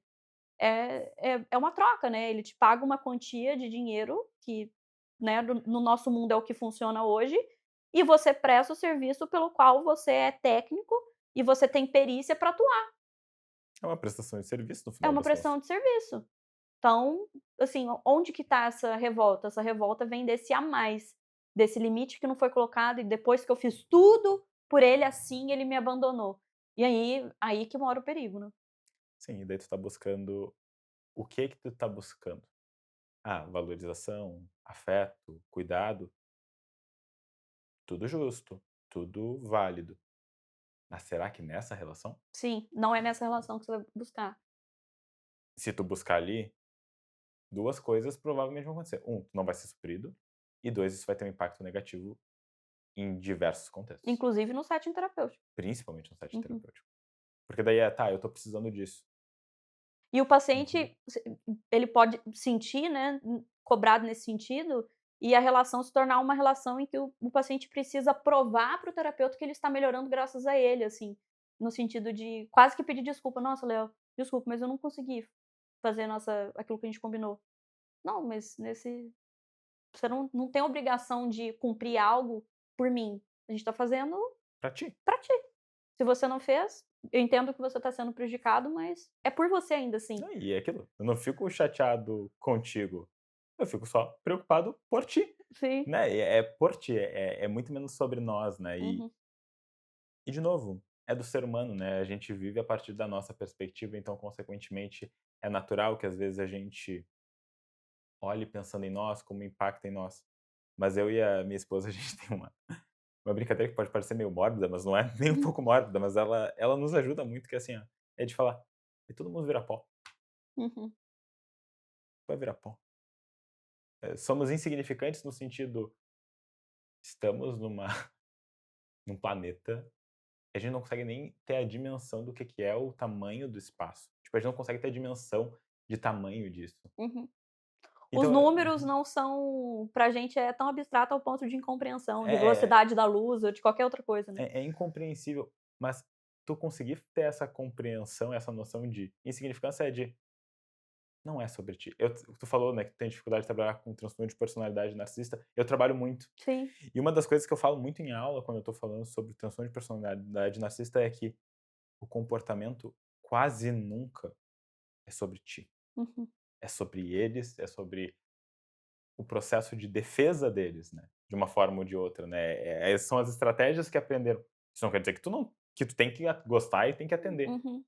Mas quando a gente consegue fazer essa distinção, né, quando a gente consegue se afastar, isso também é autocuidado, Uhum. porque daí a gente consegue ver que é menos sobre mim, Uhum. é mais sobre o que está acontecendo ali.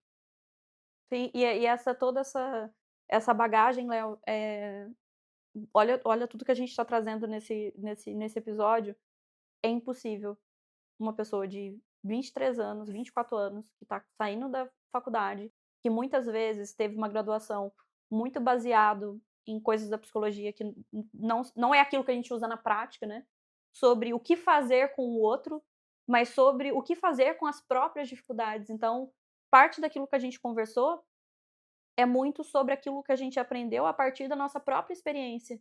Então, eu gostaria muito, assim, que as pessoas conseguissem respeitar mais a própria caminhada, assim, de saber que esse processo nosso de se tornar um profissional melhor, ou de se tornar uma pessoa melhor acima de tudo, né, que isso é até mais importante do que muito mais importante do que ser um melhor terapeuta, é um processo, onde não vai ter um momento, assim, da vida que eu falo assim: "Cara, agora eu sei que eu sou boa". Não precisa aprender mais. Tô no ponto. Não tem, Léo. A gente É, sempre vai aprender e muitas vezes quem ensina, a gente vai fazer milhares de cursos, ler milhões de livros, mas o paciente nos ensina muito. Quanto mais a gente atende, quanto mais a gente faz supervisão, quanto mais a gente lida com os mesmos problemas em diferentes contextos, né, então os mesmos transtornos com contextos diferentes, melhor a gente vai ficando no sentido de olhar, esse negócio do pegar a mão, né, de você olhar e você fala: "Cara, tá indo por um caminho que eu já vi isso aqui antes". Então, isso leva tempo. Então, uma das coisas que eu acho que as pessoas menos têm hoje, e aí é até um erro que a gente chama paciente de paciente, né, por mim a gente chamaria de cliente, o paciente não é paciente. E as pessoas estão cada vez mais impacientes. Eu estou muito impaciente relacionado ao que eu era 5 anos atrás. E eu acho que por conta da velocidade de tudo, por conta do celular, de tecnologia, de tudo, a gente tem que treinar mais a nossa paciência e de entender que tem coisas que vão demandar tempo, vão demandar processos, e que a gente vai encontrar bem-estar mesmo não se sentindo pronto. A gente não está pronto. A gente não é uma obra finalizada, né. eu acho, tem o Oliver Burkeman, ele escreveu um livro que se chama 4.000 semanas. Em 4.000 semanas, porque em geral o tempo que um ser humano, na média, vive, são 4.000 semanas. Quando tu olha 4.000 semanas, é pouco. Tu consegue contar 4.000 MMs, por Uhum, exemplo, tirando. Ao mesmo tempo ele diz: "Não é pouco". Parece pouco quando a gente começa a fazer comparações com outras coisas. Ele diz: "Dá tempo de tudo", mas num mundo com a velocidade de informação que a gente tem hoje, ser paciente se torna uma virtude. E, de novo, existe muita impaciência e existem muitas dessas questões desse desenvolvimento como tu tá trazendo. E daí eu volto para uma das coisas que eu sempre falo na supervisão: todo mundo tem dúvida. Não importa quanto tempo tu esteja atendendo, tu vai ter dúvida e tu precisa ter dúvida. E a dúvida é o que vai mover o teu tratamento com o paciente, uhum, de tu ter dúvida sobre como que aquele comportamento impacta a vida dele e qual a função. Isso é ter dúvida. uhum, E às vezes tu vai ter dúvida: "Putz, será que eu fiz a melhor intervenção ali?" Talvez sim, talvez não. E o bom da terapia, na maior parte das vezes, é que tu tem a semana que vem. E tu uhum, pode parar, pode refletir, e isso é muito significativo. Uma coisa que eu vi na internet esses tempos, sabe aquelas coisas que tu vê rápido e tu: "Putz, isso pegou". Era tipo era um cartão tipo de viagem, assim, sabe aqueles cartões de viagem que tu manda por correio, aquelas coisas de cartão lembrete? Ela estava dizendo assim: "Não deixa a internet te enganar, as coisas levam tempo". uhum, E eu fiquei pensando, porque eu fui dar uma palestra algum tempo atrás, aqui em Bento Gonçalves, no interior do estado, e uma menina fez uma pergunta que eu achei muito interessante, que ela falou assim: Léo, a gente tá saindo da graduação no próximo semestre, daqui 2 semestres, não me lembro. Se tu pudesse dar uma dica pra nós, qual seria? Eu falei dessa frase e eu disse assim: quando eu saí, eu demorei uns 3 anos pra estar com um consultório organizado, tipo, de número de pacientes que eu gostava. Demorou uns 3 anos. E eu falei: "E isso em geral tá mais rápido que a média". É Uhum, importante que vocês saibam, isso tá mais rápido que a média. Ok, que alguns de vocês talvez tenham um Instagram e já vão sair com vários pacientes. Tudo bem. Mas foi muito importante para mim ter 2 pacientes na semana e sim. aprender a atender, aprender a estudar, aprender a fazer um prontuário, aprender a não, isso eu já sei, isso eu não preciso estudar Sim, mais. e a agenda cheia sem processos definidos, e aí processos desde rotina básica até estudo, agenda cheia sem essa bagagem é um pesadelo. É um caos. Porque você não consegue ter tempo para nada, você não consegue estudar, você não consegue ter tempo de supervisão, e isso vai diminuir a sua o quanto que você consegue crescer tecnicamente, e isso vai ser o que não vai manter a sua agenda cheia. Então o foco no início não é agenda cheia, o foco no início é se tornar um melhor terapeuta, um melhor profissional. Então acho que às vezes o foco está errado, né, e às vezes o foco de: "Ah, como ganhar mais dinheiro?". E a gente precisa ganhar mais dinheiro para a gente pagar nossas contas, mas o foco é como ser melhor e consequentemente eu vou ganhar mais dinheiro, e às vezes eu nem vou perceber que eu estou ganhando mais, no sentido que é uma coisa tão natural que o objetivo principal não é ganhar dinheiro, o objetivo principal é ser melhor terapeuta e eu vou ser recompensado por isso. Tem uma frase de um podcaster que ele estava falando sobre a jornada dele, e hoje tem um dos podcasts mais um dos maiores podcasts do mundo hoje em dia. E ele falou assim: "Eu me toda vez que eu tô meio mal, eu volto para os meus podcasts de 2016 que tem 4 visualizações. Eles ainda têm 4 visualizações, Uhum, que ninguém volta tanto. Tem não uhum, sei quantos mil episódios. Imagina ficar descendo no Spotify uhum, só até chegar lá, né. E ele falou assim: "É devagar até ser rápido". uhum, E muitas coisas na vida são assim, né. Mas o problema é quando tá rápido e a gente não tem um manejo de cuidado para saber quando frear, para ter a destreza. uhum, Pensemos num carro. Tu tem que ter destreza para dirigir um carro em alta velocidade. uhum. É muito mais difícil do que um carro numa velocidade mais baixa. Mas tu precisa dirigir na velocidade baixa para tu ir incrementando. Até porque na velocidade baixa o erro ele não é tão traumático no ponto de vista de consequências, né. Agora um mínimo erro em alta velocidade, né, causa consequências gravíssimas e às vezes irreversíveis. E daí entra a questão do autocuidado. Um prejuízo, um erro grave quando tu tem 40 pacientes na semana, Você negligencia isso. quantos pacientes vão ser impactados? Vamos imaginar. Eu trago esse exemplo meu. Na pandemia eu tive burnout, eu fechei critério para burnout, porque eu estava dando, eu estava atendendo bastante, eu estava tendo aulas que eu estava dando aulas na sexta o dia inteiro e sábado o dia inteiro. E isso foram muitos finais de semana seguidos. Foi uma desorganização de agenda e de definição das aulas. Eu sei que foram das aulas, não tanto dos atendimentos. Mas eu tive que ficar uma semana sem trabalhar, inteira. E o impacto de eu não ter esse arcabouço de autocuidado e de ir percebendo o que estava acontecendo, ok, foi uma semana, mas eu sei que impactou meus pacientes. Até porque eles sabiam que eu estava com um burnout. E eu sei que eu sou um terapeuta melhor do que eu estava sendo. E digo tecnicamente também. Uhum, Então, estava difícil. uhum, E essa é a questão. Começa a ter impacto nos outros também. Então, o nosso autocuidado, de novo, eu adoro física, né? Fazer o quê? É aquela coisa, joga uma pedra na água. As ondas, elas vão impactando quem está no nosso lado, né. Ressoa. Então o nosso autocuidado também ressoa, uhum. de uma forma ou de outra, né. E aí o que a gente trabalhar na prevenção, não só isso que a gente está fazendo já é um trabalho de prevenção, de educação, mas assim, quais sinais que você foi tendo antes de realmente parar?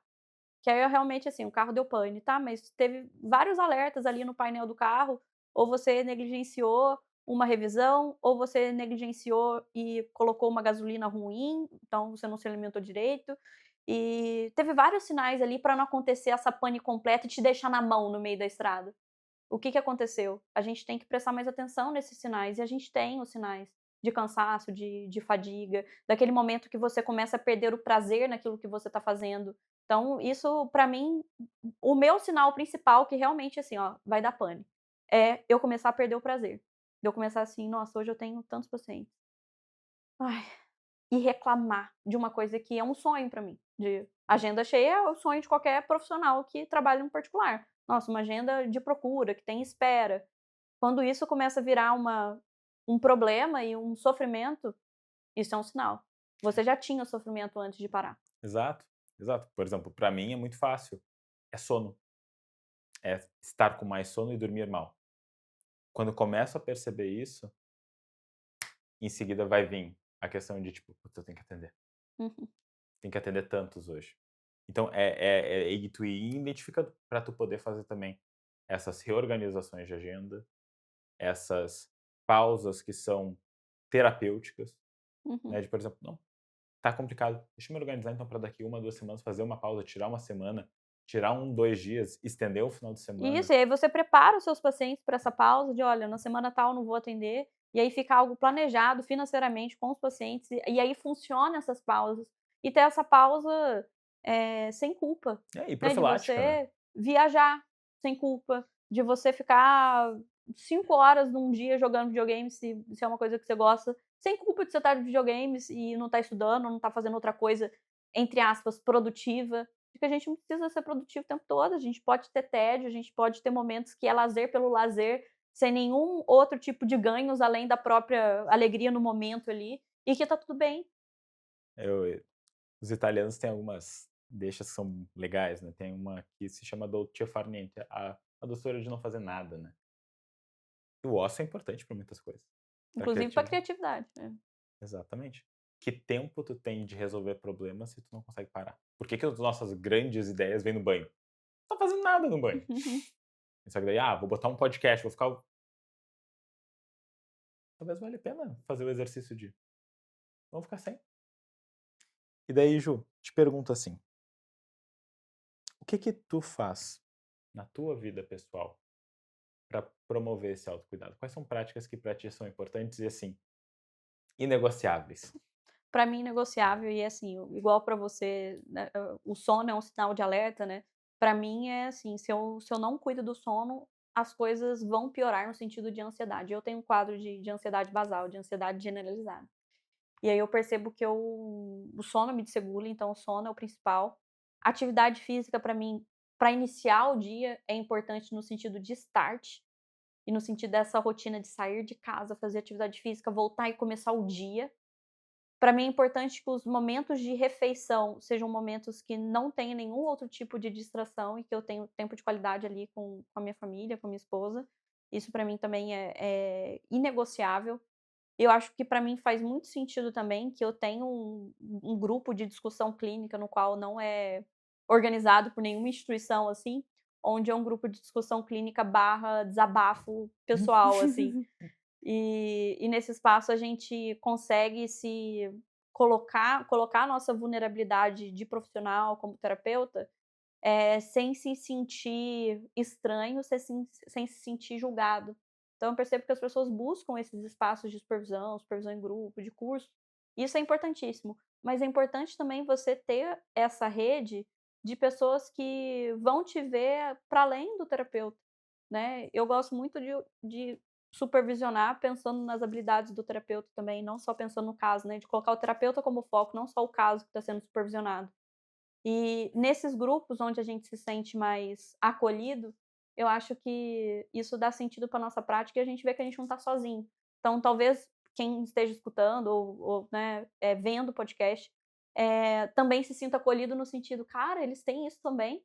Tipo, sim, porque humanos como vocês, né, nesse sentido de entender a própria vulnerabilidade, de aceitar isso sem nenhum tipo de orgulho ou de achar que as pessoas vão ver como inferior por conta disso.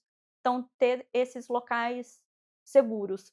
Uma coisa que é diferente, assim, que todo mundo profissional de saúde geralmente se relaciona com profissional de saúde, isso é comum, minha esposa é enfermeira, isso é Uhum. comuníssimo, né, porque são os espaços que a gente tem tempo para encontrar alguém.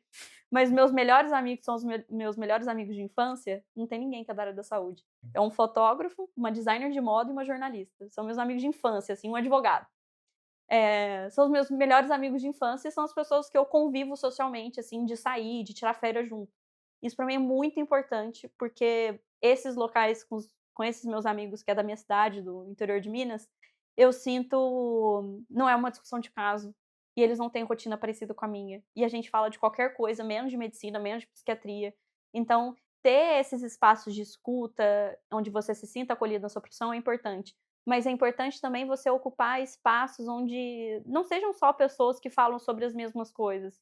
Você fala: "Ju, mas meus melhores amigos são psicólogos, não tem o que fazer". Beleza, então que vocês tenham Outros assuntos. a disciplina de falar: "Olha, a gente não vai falar de paciente, a gente vai falar de qualquer coisa menos de paciente". Então, de ter esses momentos out, de desligar esse modo terapeuta e de você ir e você poder ser disfuncional, de você poder levar todos os seus problemas sem essa postura, sem essa pose, essa persona terapeuta. Então, acho que pra mim isso é o que mais faz sentido, assim. Agora, se fosse escolher uma ou 2 coisas, seria atividade física e o sono. E atividade física prazerosa. Então, assim, se me colocar no pilates não tem jeito, assim, não é uma atividade que eu gosto. Agora musculação, tênis, beach tênis, tem que ser atividade que eu sinto prazer de estar ali fazendo. Então, no fun, no gain, né. Exato, Então exato. precisa ser divertido pra mim, senão não me sinto recompensada, assim. Né, da parte dopaminérgica, assim, eu não sinto que tem um efeito ali de motivação. Então, pra mim é o que faz sentido hoje, dessa parte de autocuidado. E em relação à gestão de agenda, eu cheguei nesse meu limite, esse número, que pra mim, assim, 6, 7 pacientes por dia seria o número ideal. "Ai, mas todo dia?" Não, quinta-feira passada deu um pane na minha agenda, os pacientes, assim, pacientes grávidos, eu atendi 10 na quinta-feira passada. Não é o meu ideal, mas tá tudo bem, vai ter esse não é o padrão, Uhum. é o É o momento. episódio, é o momento. Então, eu acho que se conhecer, né, e ir testando modelos diferentes é importante. Estava conversando agora, Léo, em janeiro eu fechei meu consultório Uhum. presencial. Fui só para o online, porque eu convivo muito com o pessoal do digital, e me contaram uma história que o online era o modelo perfeito de vida ali, porque você tem liberdade, você tem tempo e liberdade geográfica. Não funcionou para mim. Então, eu tô me mudando no mês que vem pra Floripa, eu vou abrir meu consultório presencial. Ai, que legal, parabéns. E é importante esse voltar atrás, assim. Eu até tô expondo isso justamente porque as pessoas, eu acho que às vezes vem uma pessoa que admira sendo vulnerável e falando da própria dificuldade, eu acho que isso pode ajudar. Tem modelo que serve pra muita gente, mas não vai encaixar pra você. Eu sinto falta disso aqui. Eu sinto falta de sentar na frente do paciente. Eu sinto falta de fazer um café para o paciente. Eu sinto falta de oferecer um lenço quando o paciente está mal. Eu sinto falta de abraçar paciente. E eu sou muito do físico, do contato. Pra mim não fez sentido só um online. E aí pode ser o sonho de um monte de gente. E pode funcionar pra parte dessas pessoas. Então eu acho que vale muito o teste. Eu assim, sou profundamente grato por eu ter tido essa decisão, justamente porque foram 6 meses de teste, eu vi que não combinou, não me coube, assim. Como uma roupa, assim, que você põe um sapato, cara, não serviu pra mim, ficou perfeito no Léo. Então a gente tem que ter esses momentos de retomada, de voltar atrás, de arrepender e de ver que não funcionou. Eu acho que isso faz parte do nosso processo. Acho que tu falou de várias coisas e acho que uma delas é assim, somos mais que profissionais de saúde. Sim. É aquela coisa, né, do budismo, tu vai perguntando o que que tem mais, o que que tem mais. Vai até na ótica do não self, mas o que que tem mais do que essa máscara do terapeuta, da psiquiatra? Tem muito mais, sempre tem muito mais. Uhum, E eu poder olhar para essa essência, ela é muito importante. E daí acho que o nosso podcast aqui, ele serve como uma provocação. Acho que essa talvez seja uma boa palavra. É para provocar as pessoas a pensarem mais sobre como que eu tenho olhado para mim, como que eu tenho olhado para o meu cuidado em relação aos meus pacientes, mas em relação a mim, em relação à minha vida, em relação a todas essas esferas que acabam tendo intersecções. uhum, E que seja uma provocação que leve a processos. O processo não significa que eu vou mudar, porque talvez tá bom, uhum. mas que ao menos faça essa reflexão. Acho que a reflexão ela é sempre muito bem-vinda. Ju, a gente poderia ficar aqui horas e horas e horas e horas, eu acho que a gente poderia ficar aqui muito mais tempo falando sobre isso, mas Ah, mas quando eu estiver em Floripa, fica mais perto de eu vir mais não, vezes daí aí. fechou, daí fechou Aí todas. pronto. Mas eu queria agora, primeiro te agradecer, mas eu sempre faço uma pergunta que ela fala no final aqui do podcast, que ela fala de trajetória, né. E ela não tem necessariamente nenhum cunho teórico, mas é uma pergunta que pra mim ela é importante, porque fala da gente como um todo. Se a Ju criança ou adolescente estivesse assistindo nosso podcast aqui agora, o que tu gostaria de falar pra ela? Eu gosto de terapeutas dos esquemas por conta dessas provocações. Eh, Cara, eu ia falar pra ela que eu tenho muito orgulho dela, porque essa Juzinha, ela teve que suportar muita coisa que não era pra ela suportar, que ela deveria ter sido mais cuidada, mas que ela conseguiu desenvolver ali uma paternidade interna ali, ela foi se cuidando e ela deu conta, assim. E E eu gostaria de falar que hoje eu não queria cobrar nada dela, porque ela se cobra já demais, sabe. Eu queria dar parabéns pra ela, assim, eu tenho muito orgulho dela. E eu quero te dar os parabéns hoje, porque tu, fora a profissional incrível que tu é uma mulher incrível, é sempre muito bom estar conversando contigo, é sempre muito legal mesmo, então parabéns pra ti, É parabéns graças a pra ela, Léo, com obrigada. certeza. Sem ela, não estaríamos aqui, né. Sim. Então assim, Ju, quero primeiro te agradecer, foi muito legal estar aqui contigo, mas agora é teu momento também de para o pessoal que gostou de ti, pra onde é que o pessoal pode te encontrar, saber dos teus trabalhos, agora é teu momento também de te divulgar. De divulgar. Gente, todas as minhas informações estão no meu Instagram, que é o @doutorajupsiquiatra, lá tem tudo. Eu tô no YouTube também, o mesmo nome, no TikTok, todas as minhas redes têm o mesmo nome. Então, para quem quer marcar a consulta comigo, seja na psiquiatria ou na psicoterapia, só ir no meu Instagram, que lá tem todas as minhas informações. Eu tenho uma comunidade do Dominante TDAH, eu tenho mentoria para psicólogos e psiquiatras, então quem quer conhecer mais um pouco do meu trabalho, vai lá, me manda um oi e a gente conversa mais. Perfeito, tenho certeza que o pessoal vai lá. Ju, muito obrigado, foi um prazer mesmo. E pessoal, agradeço vocês por terem assistido, escutado mais um episódio do Lendo Mentes. Como a gente falou, eu sei que faz um tempo desde o nosso último, mas é sobre autocuidado também. É sobre saber quando voltar, quando fazer. Espero que vocês possam pensar sobre isso e que tenha sido provocador para vocês. Até uma próxima.